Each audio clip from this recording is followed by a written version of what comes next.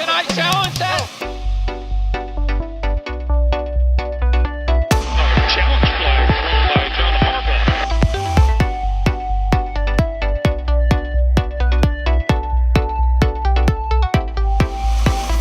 Dennis Allen will throw the challenge flag.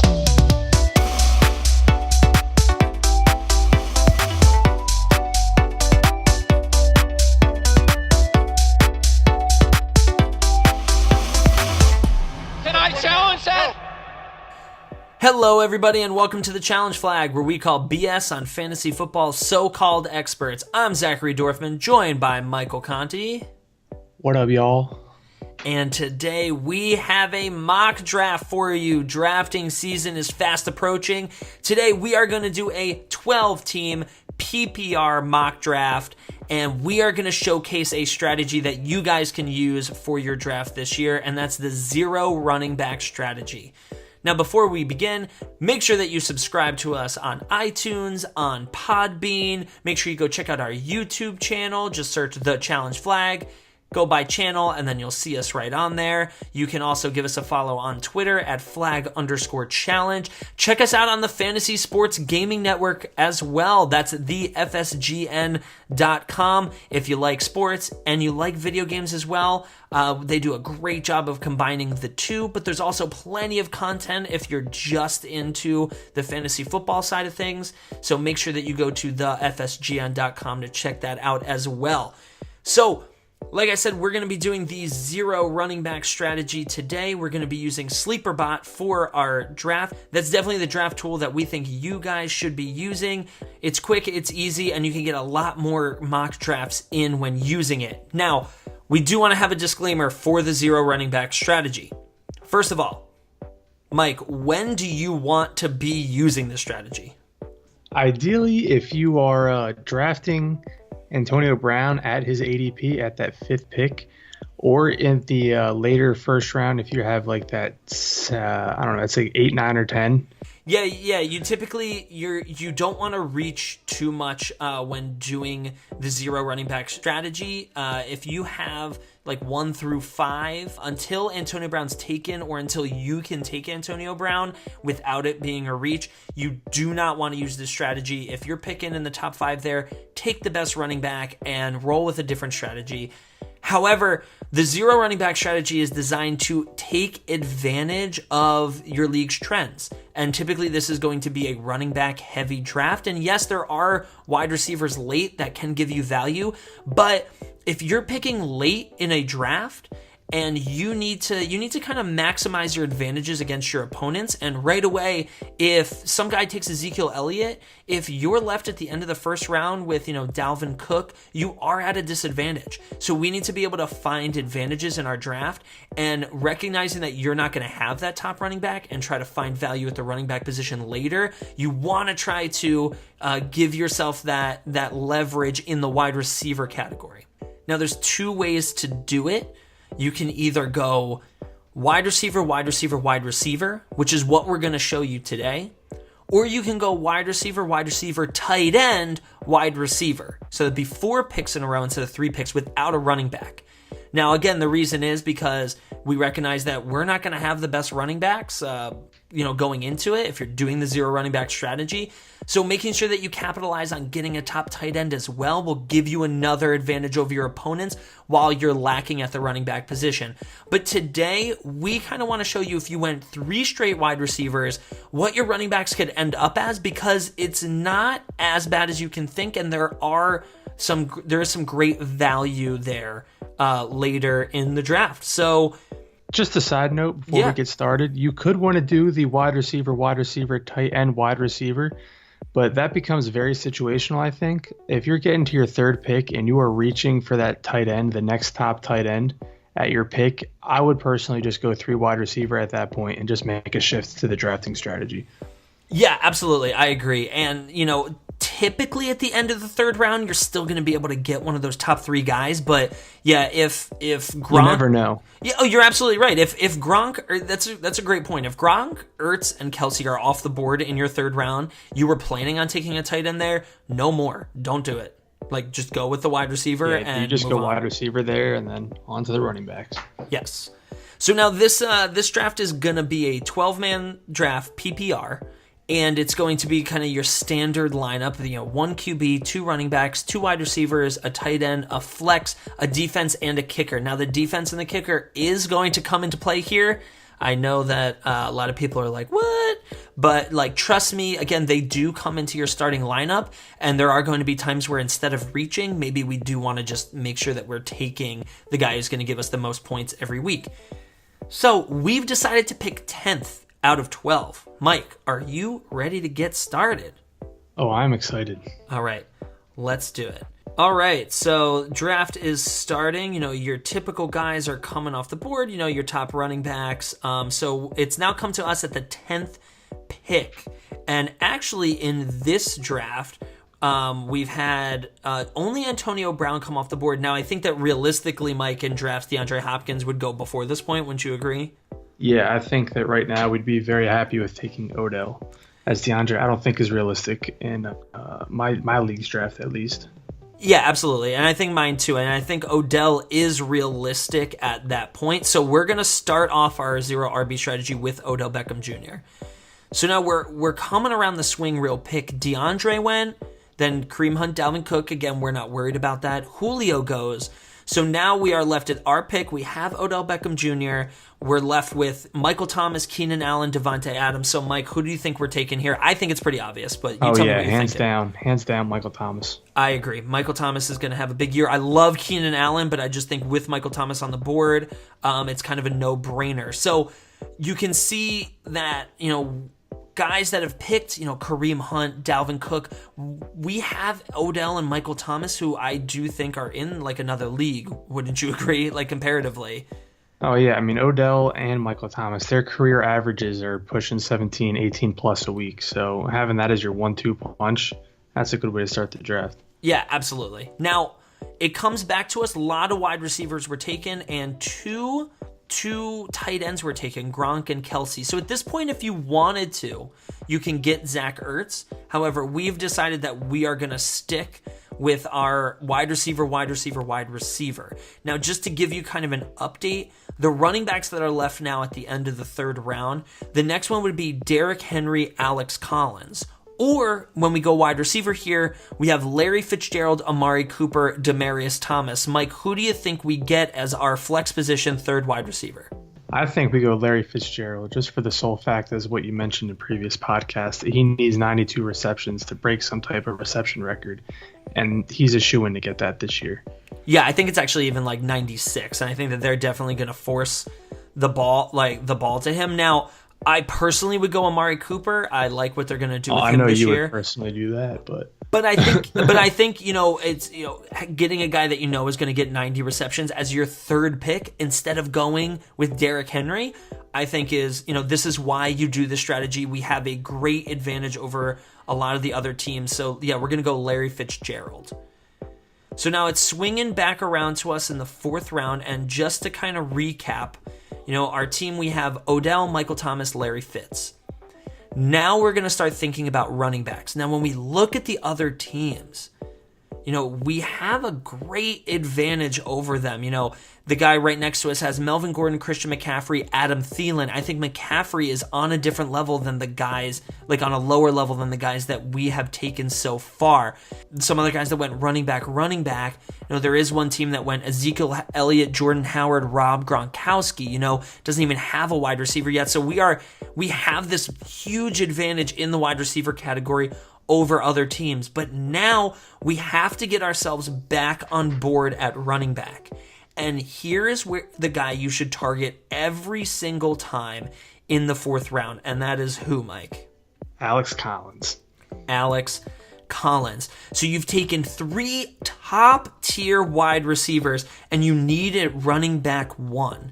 Alex Collins had an amazing year last year.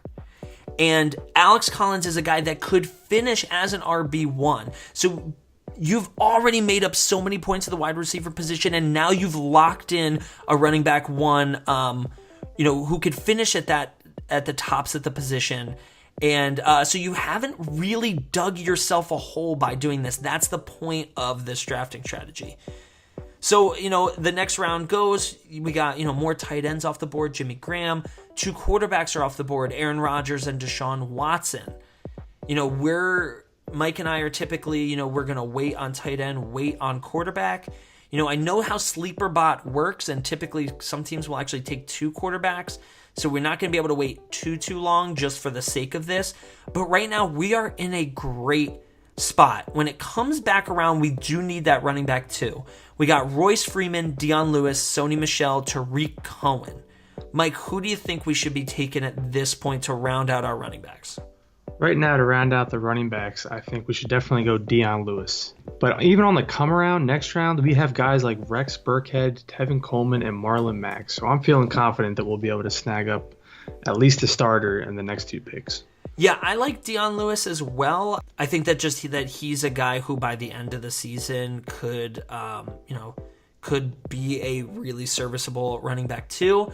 And, I agree with you. Yeah, looking at that come around, even if, we're pick 10, so even if the guys around us pick all running backs, we are still fine to get a third guy. With the 0 running back strategy, we want a third guy just in case.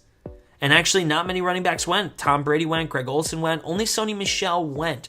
So now it's coming back to us. We have Odell Beckham Jr., Michael Thomas, Larry Fitzgerald, Alex Collins, Dion Lewis. Pretty much an ideal situation. Mike, who do you got here? Are we getting another running back just in case? Are we starting to move into tight end or quarterback range? What do you think? I'm thinking looking at the running backs that are available, there's definitely at least one of those guys I could see being a potential starter on the team's lineup. So I would just like to lock them in just in case we need it for bye weeks and such. Mm-hmm. So we got Royce Freeman, Tariq Cohen, Kerryon Johnson, Rex Burkhead. For me, I like Royce Freeman in this spot. I think that he's going to do great things in Denver. I think that Denver is going to be more of a surprise team this year without that bad quarterback play. I think that they're going to be able to run the ball really, really well. I think that CJ Anderson last year had a better year than a lot of people thought, and Royce Freeman could end up filling that role. I don't know what you think, though, Mike. As of right now, I think Booker has the starting job over in Denver, so I would not be touching Royce Freeman in this spot right now. Okay, so unless you foresee him taking over the lead role. I do, but who do you think? So if you're not picking Royce Freeman, who are you gonna go with? You're gonna go with Tariq Cohen, Kerryon Johnson, Rex Burkhead, Tevin Coleman.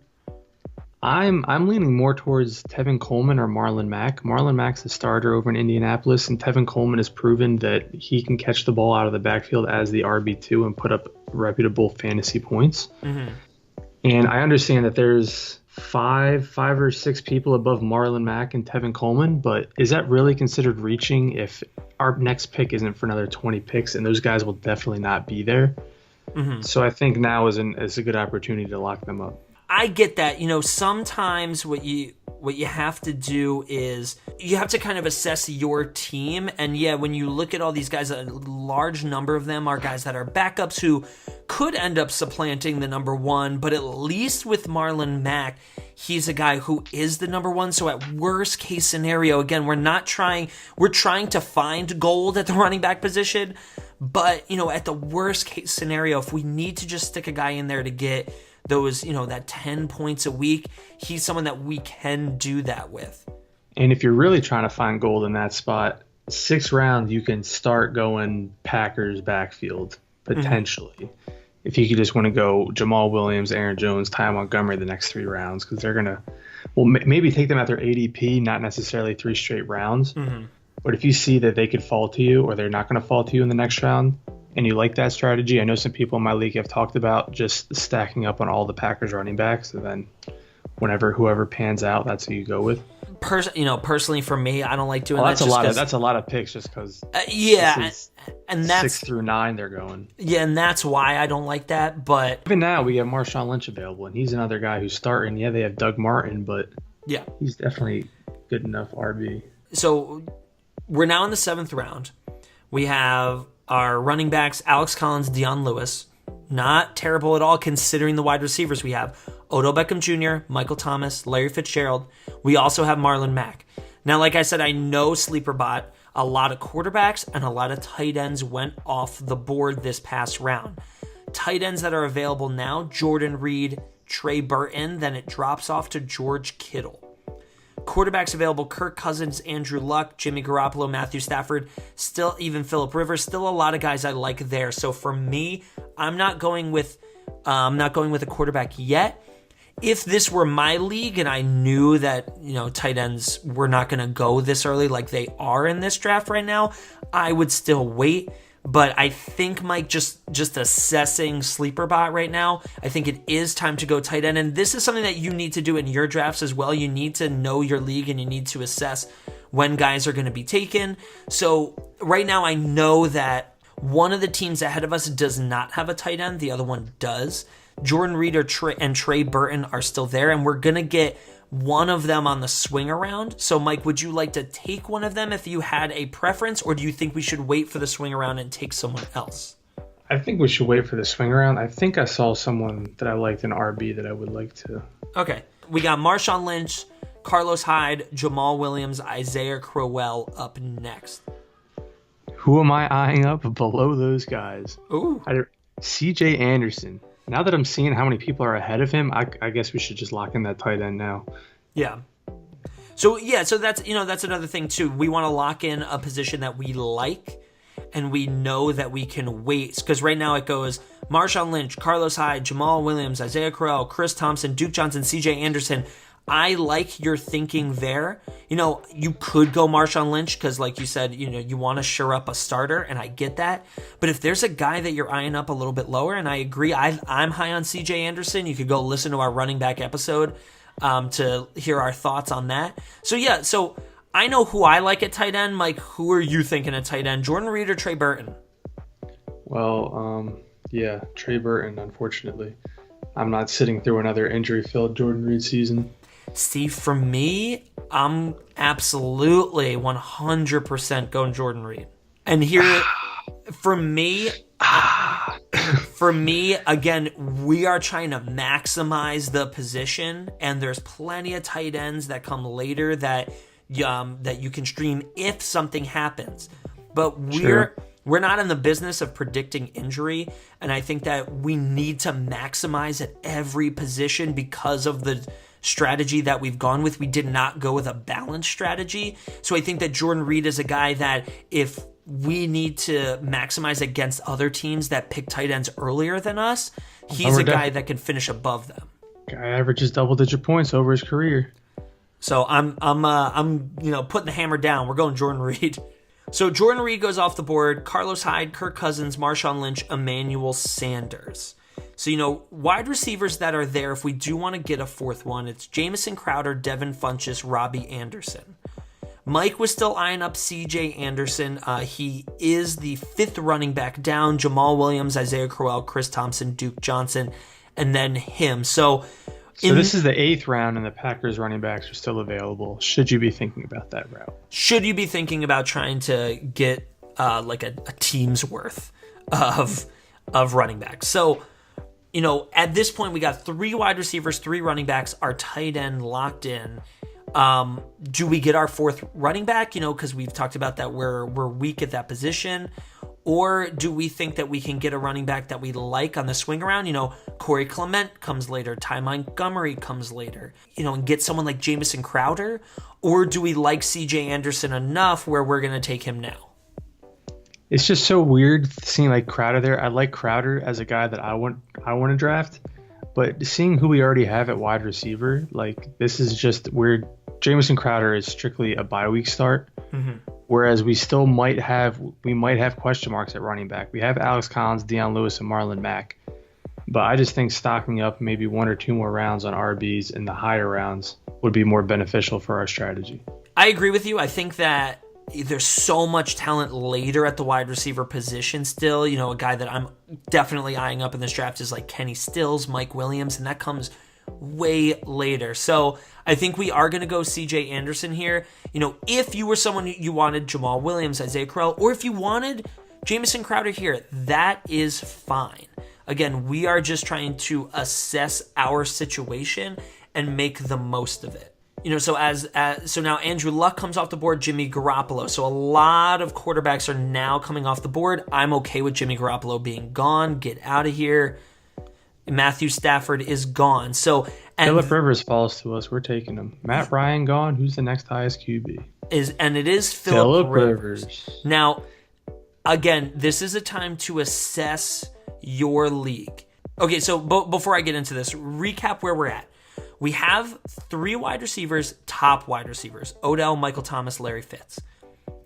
4 running backs, and 4 pretty good running backs for our situation: Alex Collins, Dion Lewis, Marlon Mack, CJ Anderson. We have Jordan Reed at tight end. I'm not worried about that at all. Now, this is where you need to assess things. If you are in a league where you only play 1 quarterback, and every team's already got a quarterback at this point, you're the last one without him, you can wait a little bit. Oh, definitely. Because odds are guys aren't thinking about if they even want to draft a backup quarterback. They're not thinking about it till way later. So you can wait. We're in the 9th round now. You can wait until the 11th, 12th round. However, I know SleeperBot, and I know that teams will pick 2 quarterbacks. So I'm thinking now we pretty much have to get Phillip Rivers. I'm okay with that. I like that. I'm just telling you, because I know, Mike, you'll probably agree that at this point, while every other team has a quarterback, we would normally be waiting. And we think every you other should team too. has a quarterback, and some teams have multiple quarterbacks. One team has multiple quarterbacks, which is, I think, absurd to draft your backup quarterback in the 9th round. Exactly. Typically, you would be okay with waiting. But here we're going to go Phillip Rivers, but just know that we would not have to. So first defense comes off the board. That's Jacksonville. 3 wide receivers go off the board in a row. Now it's back to us. We have our whole starting lineup now besides defense and kicker. We do not have any bench wide receivers. We have 4 running backs. We only plan on starting 2 of them. We plan on starting one of the wide receivers in the flex. But the bye weeks are a thing. And also, injuries or busts could happen. So I think that we need to shore up a wide receiver at this point. Again, I want you, the listener, to be kind of thinking about how we piece through the whole draft and look at our situation on how to maximize it.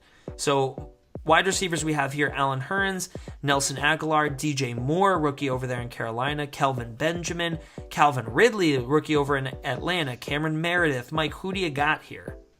I'm thinking Hurns. As much as I always said, don't take the Allens of Jacksonville. I think he's going to be the go-to guy for Dak this year, besides, obviously, Elliott. Yeah, I can see that. I can see that. Now, me, I kind of like Aguilar as more of like a slot guy. If I got to put him in on a bye week, I want a guy who's going to, get opportunities in soft coverage. But at the same time, I do understand your thinking where it's kind of the popularity by numbers, right? Like Allen Hurns is in an offense where there's not a lot of weapons, and he might have to be a big weapon. So I'm gonna get behind that. There, we're gonna go with Allen Hurns. So now another defense, the Rams comes off the board. Now, if we can talk about defenses and kickers here a little bit. So Mike, when are you typically going to take your defense or kicker? If I don't plan on taking a stud defense, and by stud I mean the top 2 or 3, I will take them at their ADP wherever that may lie. Mm-hmm. Otherwise, I'm just streaming them, and I save my kicker and defense for 14, 15. Yeah, I think that also in a 0 RB strategy, you need to try to find gold later.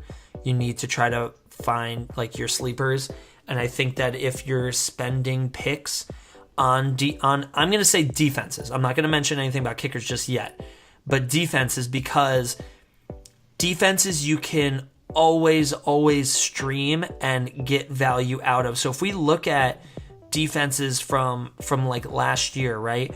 Besides Jacksonville, because they were an absolute anomaly with 206 fantasy points. They averaged 12.9 points a game. But if we look at the Ravens, who were second, who averaged 10.8 points a game, if we go down to the bottom, it's the Saints average 8.1. And the thing is, though, is that with defenses, you're not trying to get this they average 8 points a week, so they're always going to get me 8. That's not true. Defenses, it fluctuates. It's down to 2. It's up to 15. So it's just about matchups. It's always about matchups, unless you're getting those top guys. So I would agree with you about whether it's like top or nothing. Now, kickers. But even then, I want to just say, fun fact here for defenses. Yeah. Over the past 4 years, the top scoring fantasy defense was drafted 14th overall, 14th overall, 6th overall, and 16th overall among the defenses. So that's the top scoring defense was ranked as a technically like an defense 2. Like that's crazy. That's crazy. That it's pretty much Nobody every year a drafts defense. Defense 2 either. So that's like the 14th overall, 14th overall. Those 2 years, the top defenses were basically undrafted. Yeah, and the 1 year was 16th overall. Yeah, Yeah, that was so- last year with the Jaguars. Yeah, so look, if you think you're getting a defense like Jacksonville last year, fine. Like, you have every reason to do that. That is basically like starting another like running back or wide receiver. Kickers are different because kickers, it's not like back and forth with matchups. It more depends on the team themselves. Chris Boswell in Pittsburgh. The thing is that last year I'm really surprised to see that he finished 6th because the story in Pittsburgh every year is that they go for 2 all the time. Yeah. I don't want that in my kicker. That's something that I'm avoiding. Steven Gostkowski, the reason he's so successful is that they're always moving the ball down the field. He's always going to get opportunities. Justin Tucker in Baltimore.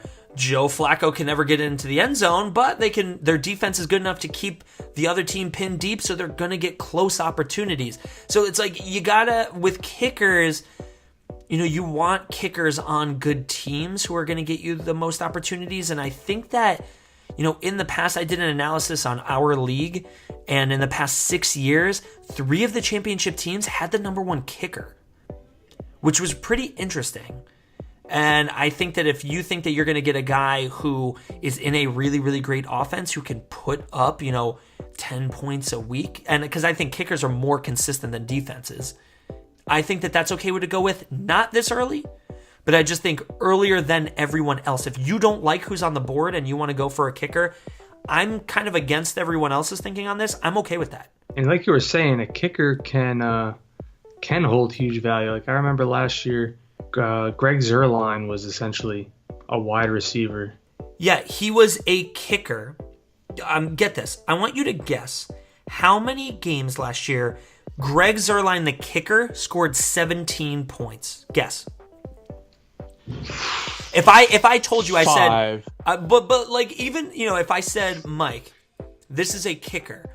How many times are they going to score? I would say once or twice. Yeah, once or twice. Now, you knew how good of a year he had last year, and you guessed 5. Well, it was 6. Oh. He got 17.6 times. He even scored 27 once. He had 7 field goals. Like, that is someone who wins you weeks. In my 12-man league, Greg Zuerlein was traded for Orleans Darkwa and Matt Bryant. So that was an awful starting running back, an RB3, RB2, and a replacement kicker for Zuerlein. Zuerlein helped my buddy make a playoff push. Yeah. Yeah, now if you're going to, and like that makes sense, right? Because that's 17 points a week in your starting lineup, right? Like if you're trying to make a playoff push, you want a kicker who's going to be able to do that. His ADP is 152. Guys who are going around him, Latavius Murray, David Njoku. If I had to guess, like week 1, right? Dalvin Cook is the starter in Minnesota. I'm going to guess that Greg Zuerlein gets more points than Latavius Murray. Now, I understand that the idea is there that, well, if someone goes down or, the game plan switches, these guys could be starters for you, or you don't want to be left with just a good starting lineup, but then if something happens, you have no depth on your bench. I get it. But when it comes down to guys that if you get to a round and you don't like anybody, go with Greg Zuerlein. Like, he's a guy who's going to start for you every week, unlike some of these guys. I mean, technically, we should be taking him in an RB0 draft because he's essentially a wide receiver. And that is how you maximize it. Well, no, that's true, right? So, again, we got to, because we're going to lose at the running back position, we want to maximize as many positions as we can. So, I would love, right now we're around ADP 127. I think we can wait a little bit more before someone's going to take him. But I would love to eye him up. Now, going back, because we're going to have to recap here. We got our starting lineup. We got Phillip Rivers. We got Odell, Michael Thomas, Larry Fitz, Alex Collins, Dion Lewis. We got 2 running backs on the bench. Marlon Mack, C.J. Anderson. Jordan Reed is in our tight end position. We have 1 bench wide receiver. That's Allen Hurns. Now, coming up on the board at wide receiver, we got Marquise Lee, Mike Williams, Kenny Stills. Looking up on the running backs, Doug Martin, Devontae Booker, Matt Breida. Mike, I already know who we're taking, but I'm going to let you give your 2 cents anyway. Who would you like? Neither anybody mentioned tickled my fancy there, but I would probably have to go with the wide receiver there just because the running backs I don't see having any type of value except if we expect the starter to go down. Those are like the guys you cuff if you drafted them, if you're the cuffing type of person. And don't get me started on the cuffers. And that is not us. No way. Now, Marquise Lee, Mike Williams, Kenny Stills, Martavis Bryant, Rashard Matthews. Who are you going with? I'm going to have to go with Mike Williams. I know you want Kenny Stills, but I want Kenny Stills. We're going Stills then. Look, I asked you out of courtesy, but I'm drafting Kenny Stills. But you make a great argument for Mike Williams, and if he came around on the swing, I would say we should definitely take him. Mike Williams is so talented. See, that's a situation where Mike Williams was ADP higher than Kenny Stills, but if you do your research and you like a guy, we've done it already with the running backs. If you like a guy who's down lower than who's above him, and you can reason with yourself, you've done the research, you know you want that guy over the others, just take him. Yeah, all ADP is what other people like us and like you have been doing in mock drafts. That we're not all experts here. Yeah, it's so not that set in number stone. Could be, yeah, exactly. No, yeah, you bring up a perfect point, right? Like ADP is just what other people are doing. Well, you don't have to listen to other people. Now, you don't want, I mean, typically we all know what we're doing, so you don't want to reach like too much. But I mean, Kenny Stills is a slot receiver with a vertical game, and he has been successful in the vertical game. And you know who else was a slot receiver that was successful in a vertical game and had a big year last year? I don't. Who? Adam Thielen. Oh, right. So right. He is a Adam Thielen kind of guy. I think that he could have a big year. But it's back to us. We now have 5 wide receivers. We have 4 running backs. Now, again, we're getting closer to the like that kicker area where if we want to take Greg Zuerlein, but I think we can still go until the backswing. What do you think?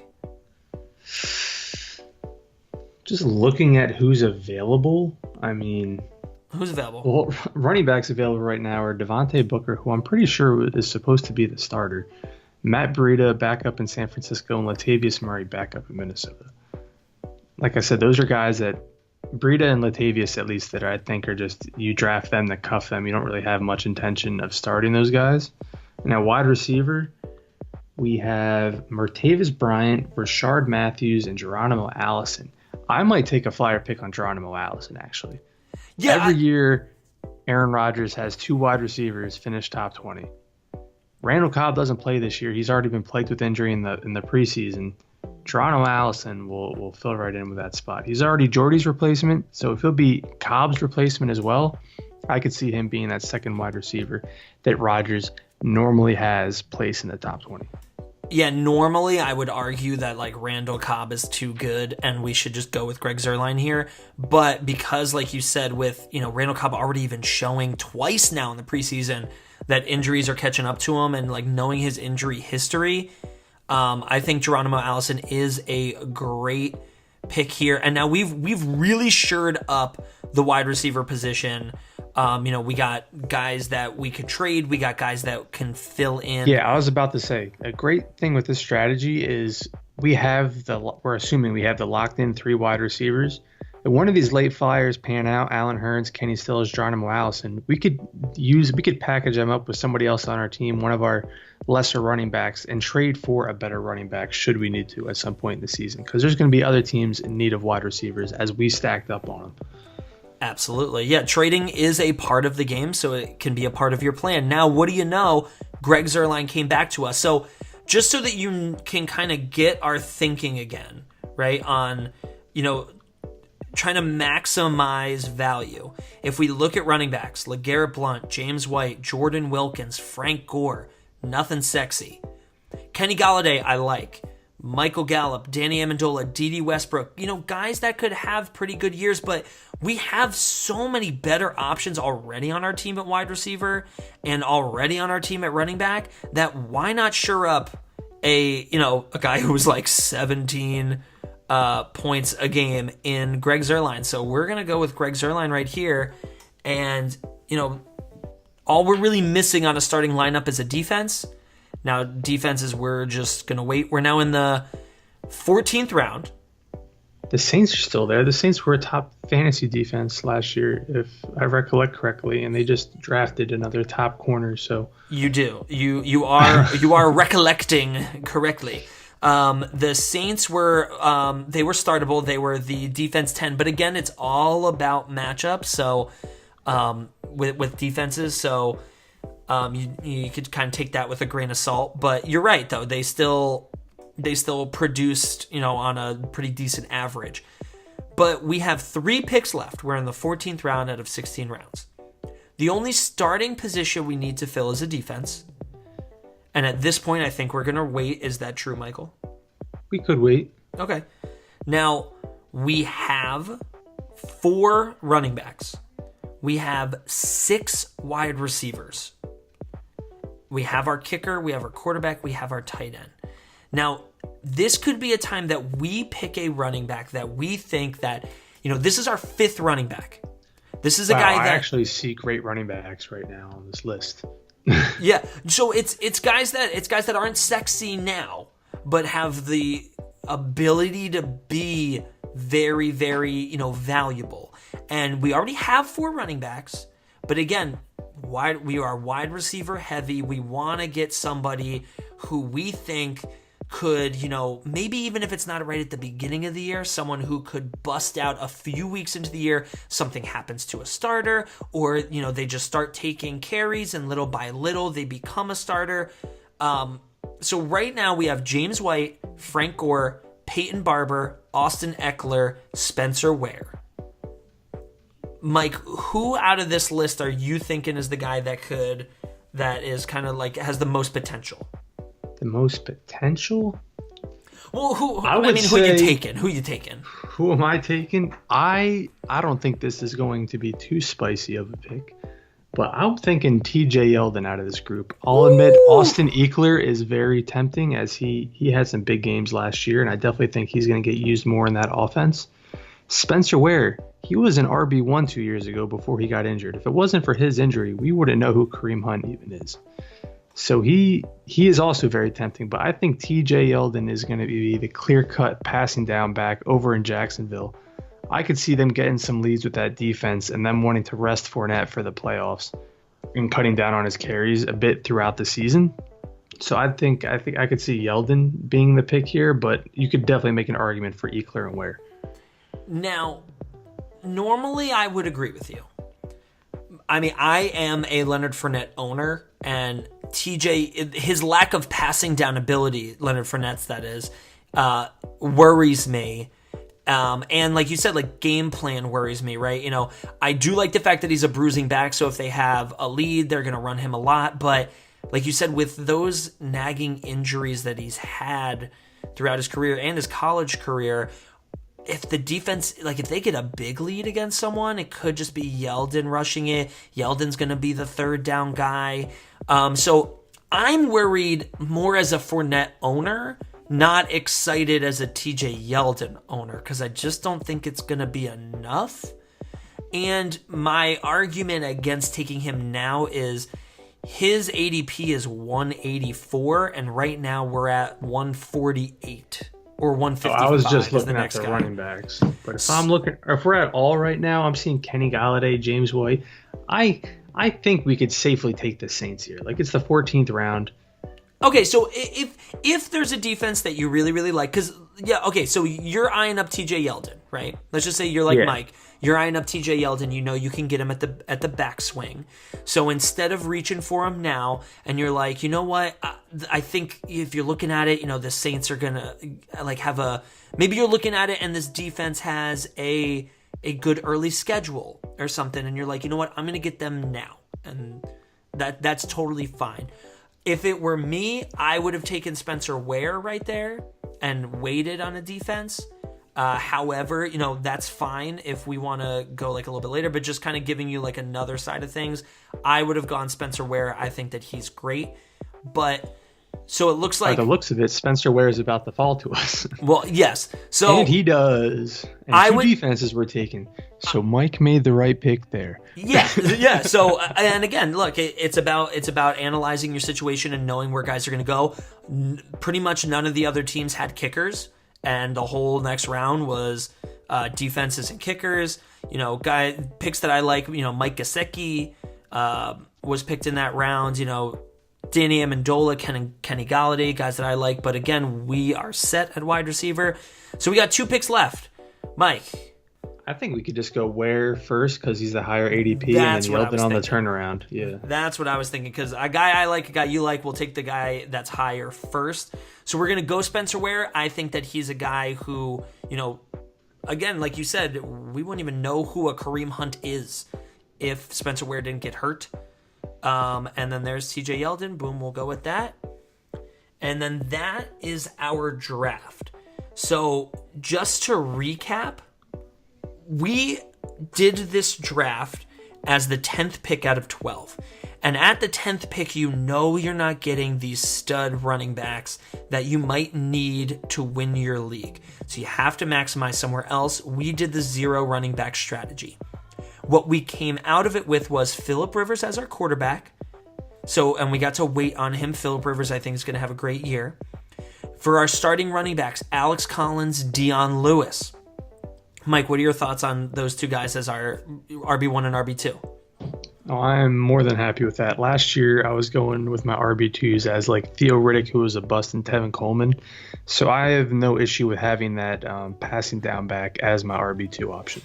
And I agree, especially for what we got, what you're going to hear next. So again, we know that we're losing at the RB position, but Alex Collins and Dion Lewis are enough to keep us in games, even when we're going against the Le'Veon Bell and Ezekiel Elliott.